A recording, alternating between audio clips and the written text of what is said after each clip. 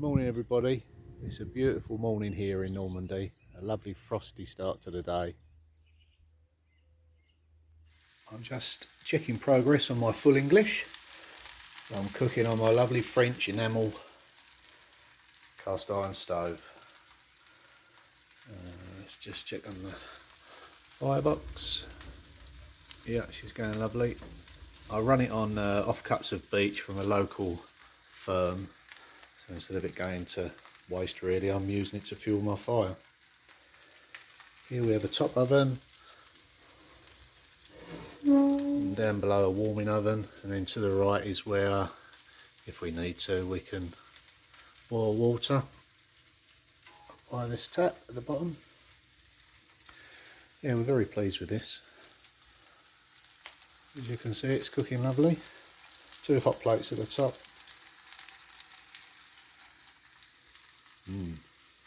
Smells nice.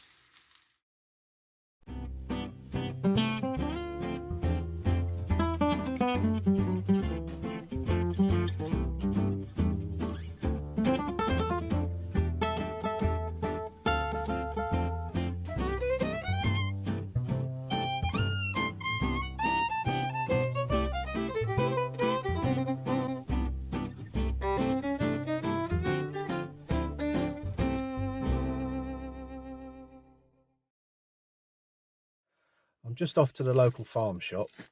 He's the farmer that manages all the organic orchards around my property, and he turns all the lovely apples and pears into cider and poiree and vinegars and things like that.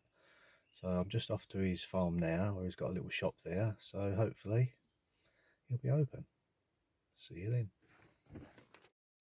So I've just come to my local farmer that produces the Calvados and Pommeau from the pear and apple trees surrounding my property. Organic producer, and I'm just at their shop, and it's an old building with a beautiful bread oven, loads of local produce. There's some apples and pears and things that are going to be made into the lovely products. We have a little sampling station, purely at research stage now, so we just had a little taste and it's very nice. There we go. So we just pan round all the local produce they supply. Different times of the year they supply different products. Sometimes it's organic meat. They do jams, vinegars. Well, I've just come back from the farm shop, and as you can see I've got 4 products here. The first one is a vinegar, pear vinegar. Second one is an aperitif, also from pear, about 16%, so a bit stronger than a wine. And then 2 bottles of pear cider. So one evening I shall take myself outside and I shall sample those, and you can watch me drink them. I've also been overwhelmed by the support you've given me on my first vlog. Really kind words, and you know, thanks for all the subscribers and you know all the real positive feedback. It's kind of spurred me to carry on. So yeah, I really appreciate that. I think I must have picked up quite a few nice viewers and subscribers from my friend's channel. So thanks again. I really appreciate that. I'll see you soon.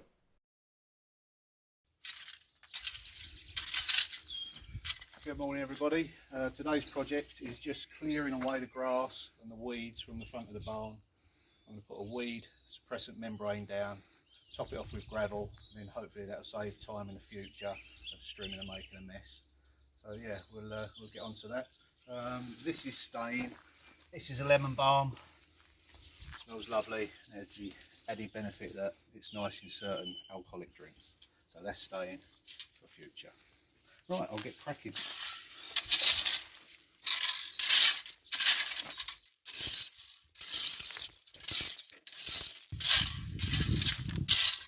Oh, you don't stop creeping up on me like that.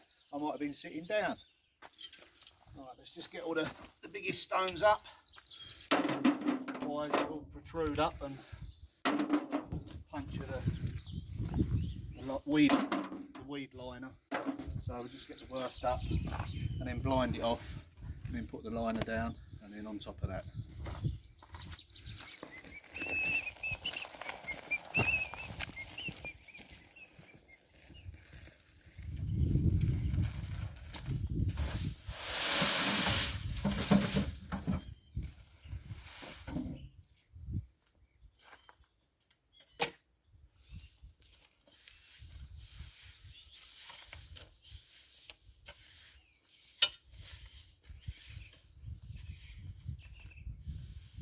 That's the sand down, all screeded off. That will stop the worst of the stones puncturing the liner.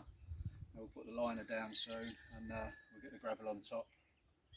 But yeah, it's all nicely levelled out. Oh, it's hungry o'clock.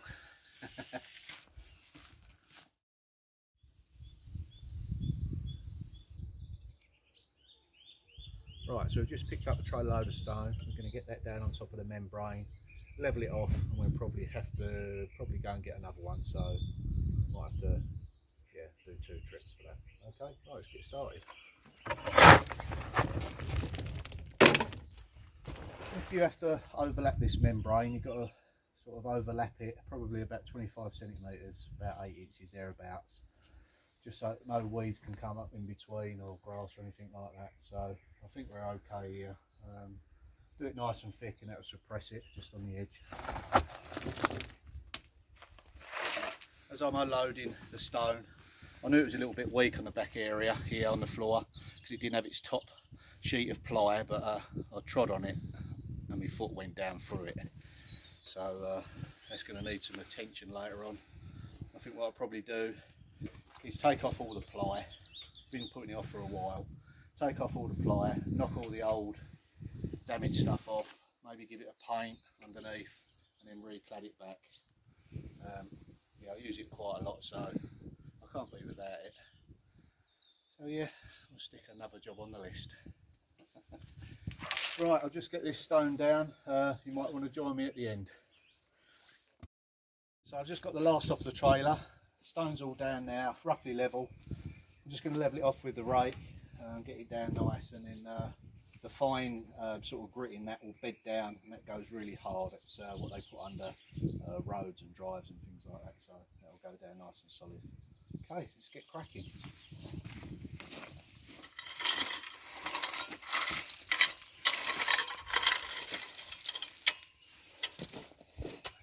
And then if you need to, give it a rough tamp down so it compacts a little bit easier. If I was to use this on a drive or something, I'd get a compactor plate and run over it to get it down. For our purpose, this is adequate. It's just a walk on. I may at a later stage, I've got a concrete impression thing that you fill up and you move along and it creates like little blocks. I may even create a little path with that. But it's a good base for it to go on top of. In actual fact, I'll just go and show you now. So here it is. And basically, it needs a repair there, that's okay. Basically, you put it down where you want it to go. Make sure it's fairly level. Knock up a mix, sand and cement, and then you fill these sections in, and then sort of smooth it off and then lift it off. And next one down, it just repeats the pattern. You can come off it all sides, and it's a nice sort of rustic look. You can always put different colour gravel in the gaps or some other aggregate just to set it off. But yeah, it's a cheap way of making some paving. Good for the bingo wings. Right, I've just bought a new piece of gardening equipment, primarily to help me attack the bane of my life, the brambles. So with this hedge trimming attachment, we're going to have a go at the brambles out the back of the house. It also has other features. There's an extendable pole saw or a chainsaw on an extendable pole. That's for branches and things like that, which is really good. As a brush, cutting attachment there for low level bits and pieces, and then just really for the weeds and the grass, just the basic strimmer head. So yeah, good bit of kit, 50 odd cc, so plenty of power. All it needs is my power put into it as well, and we'll be all right.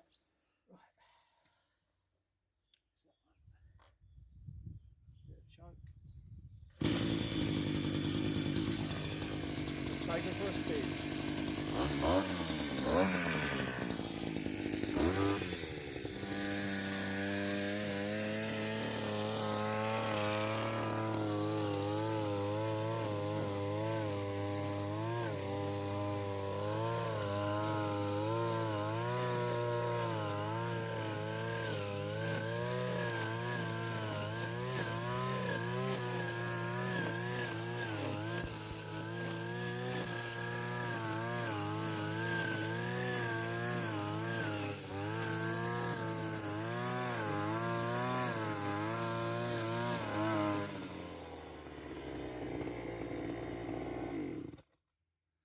Works pretty good. It's got plenty of power there, so hopefully it'll help me tackle all the areas in the garden that are hard to reach. What I'd like to do is go around the outside and then do the rest with me ride on. So yeah. Right, that's enough for today. Membrane down, the top layer on, compacted down a little bit.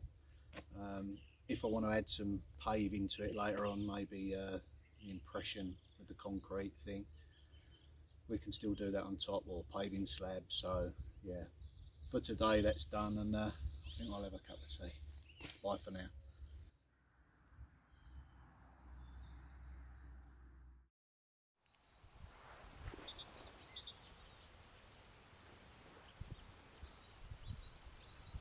Right, it's that time of year, first cut of the season. That's always a nice sign when you're doing your first cut. It's a good mark for the start of the season. Things are looking up.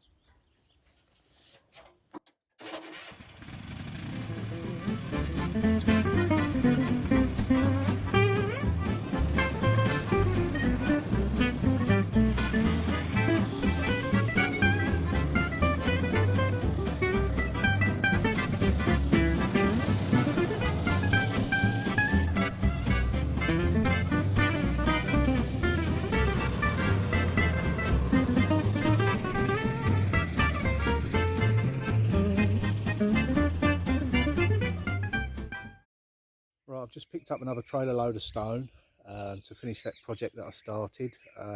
Get that down, get that finished, and then I'm going to sit down and have a nice croissant and a coffee in this glorious sunshine.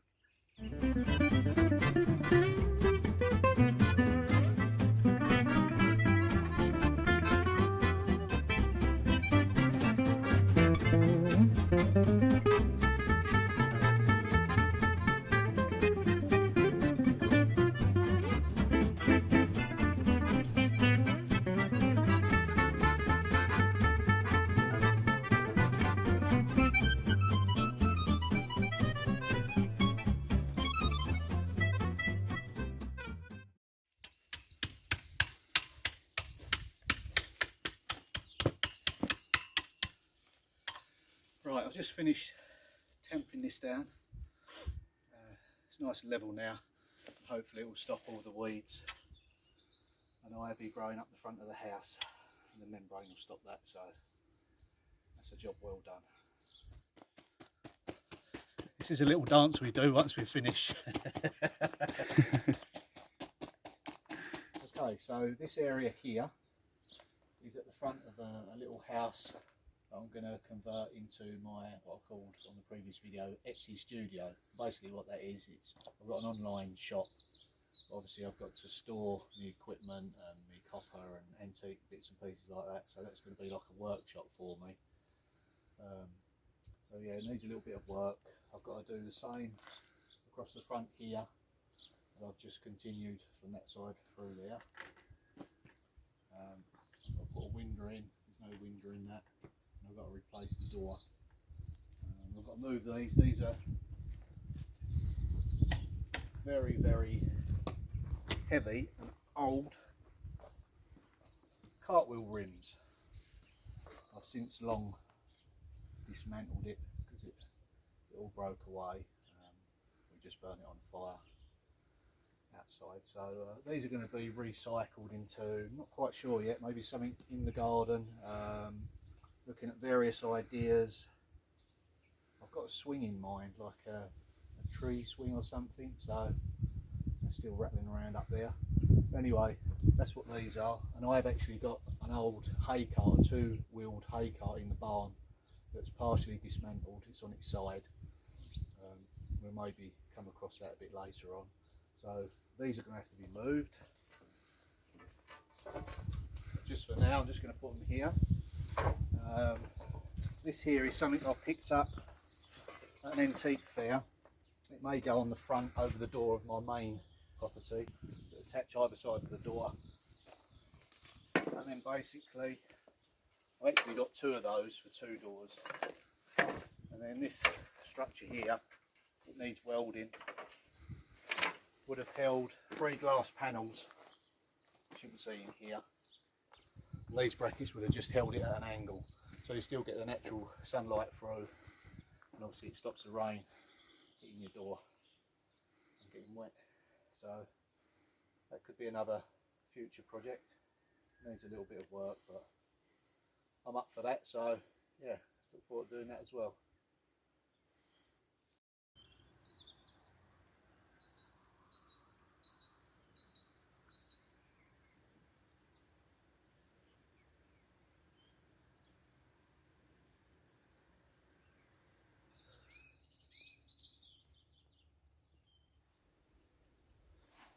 As you can see, a beautiful sunset at the end of a lovely day. See you soon.